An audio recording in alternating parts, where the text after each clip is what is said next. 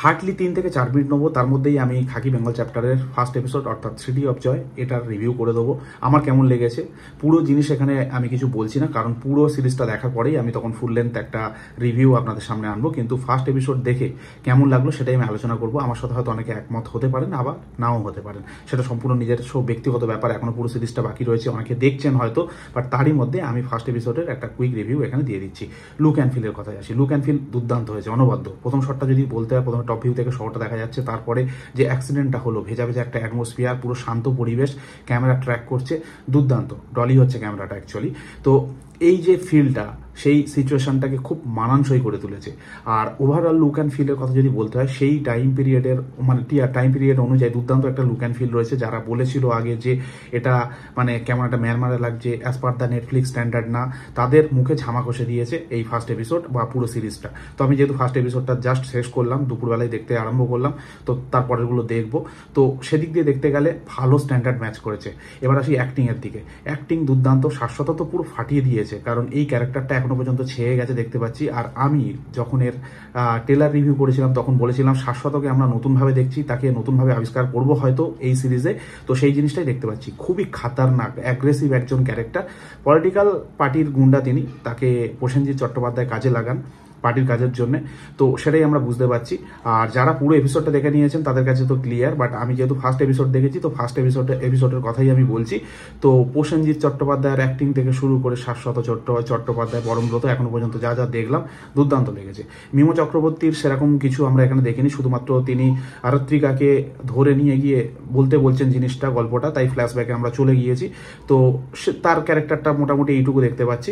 তো ভালো লেগেছে অ্যাক্টিং ওয়াইজ সব কিছু এখনো পর্যন্ত। আর জিতের যে ঝলকটা আমরা ফার্স্ট লুকটা দেখলাম, দুর্দান্ত। যখন গল্পটা শুরু করছে আরাত্রিকা, তো সেই সময় জিতের যে ঝলকটা দেখা গেল, একটা হিরো সুলভ যে লুকটা দেওয়া দরকার, সেই জিনিসটাই আমরা দেখলাম। প্রপার এটা ইন্ট্রো না, বাট যতটুকু আমরা ঝলক দেখেছি জিতকে বেশ ভালো লাগছে। তো ওভারঅল জিনিসটা আমার বেশ ভালো লেগেছে, খুব মানানসই, সাজানো গোছানো ব্যাপারটা, এখনো পর্যন্ত টান টান ব্যাপারটা রয়েছে, ধরে রেখেছে পুরো ব্যাপারটা, কোথাও যেন কোনো গ্যাপ লাগছে না বা খেলো লাগছে না। তো গল্পটা কি নিয়ে আমরা মোটামুটি ক্লিয়ার হয়ে গেছি। গল্পটা সেই সময়কার পলিটিক্যাল পার্টির আন্ডারে কিছু গুন্ডা বসে রাখতো, তারা নানা রকম কাজ করতো, তাদের এগেনস্টে তাদেরকে আবার ধরার জন্য পুলিশদের অ্যাপয়েন্ট করা হতো, এই নিয়ে পুরো ঘটনাটা ঘটছে। এবার বাঘা এমন কিছু একটা ঘটনা ঘটাবে হয়তো, সেটার কারণেই পুরো গন্ডগোলটা শুরু হবে। যেটা কিডন্যাপিংয়ের একটা কেস দেখলাম, ভুলভাবে হলো, বাট এটা লাইটলি জিনিসটা বন্ধ হয়ে গেল, ক্লোজ হয়ে গেল। বাট তারপরেও আসল ঘটনা শুরু হবে, যেটা পরের এপিসোডগুলো থেকে আমরা দেখতে পাবো। তো মোটামুটি আমার ওভারঅল জিনিসটা এখনো পর্যন্ত যা চলছে খুব ভালো লেগেছে। আর কারোর ভাষা নিয়ে কোনো সমস্যা আমার মনে হয়নি, লুক অ্যান্ড ফিল নিয়ে কোনো সমস্যা মনে হয়নি। বেশ ভালো লেগেছে, ক্যামেরা অ্যাঙ্গেল থেকে শুরু করে সমস্ত কিছু ভালো লেগেছে। আর একটা জিনিস চোখে লেগেছে, যেখানে যারা কিডন্যাপ করেছিল গোলপোস্টে ঝুলিয়ে রেখেছিল, যে বেটে মতন একজন ওই গ্যাংয়ের মধ্যে লোক ছিলেন, যিনি বললেন আমি মারবো, গেল, বলটা গড়িয়ে গেল, কিন্তু তারপর দেখা যাচ্ছে বলটা গিয়ে লাগছে বুকে। এই জিনিসটা বড্ড চোখে লেগেছে। এটা ঠিক কাটসিন হয়ে গেছে অ্যাকচুয়ালি, হুক আপ ম্যাচ করেনি, এটুকু আমার চোখে লেগেছে। বাকি মোটামুটি এখনো পর্যন্ত সবকিছু ঠিকঠাক লাগছে, ভালো লাগছে, টান টান উত্তেজনা।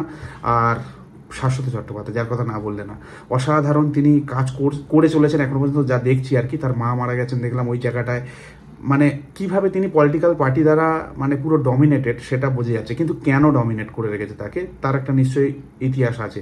বরুণ কেন তাকে এত কিছু করায়, টাকা কমিয়ে দিচ্ছে, তারপরেও কেন তিনি কিছু বলছেন না। তো এটার একটা হিস্ট্রি হয়তো পরের এপিসোডগুলোতে দেখতে পাবো। যারা দেখে ফেলেছে তারা অবশ্যই কমেন্ট করে জানিয়ে দেবেন। বাট আমার যতটুকু মনে হচ্ছে যে এখানে বেশ কিছু ব্যাক স্টোরি থাকবে পুরো জিনিসটা, যদিও বা শুরু হয়েছে ব্যাক স্টোরি দিয়ে, ফ্ল্যাশব্যাক দিয়ে। তো আগে গিয়ে কি হয় সেটাই দেখার, তারপর জিতের তো এন্ট্রি আছেই, তো সেই জিনিসটা দেখতে পাবো। তো ওভারঅল বেশ ভালো লেগেছে।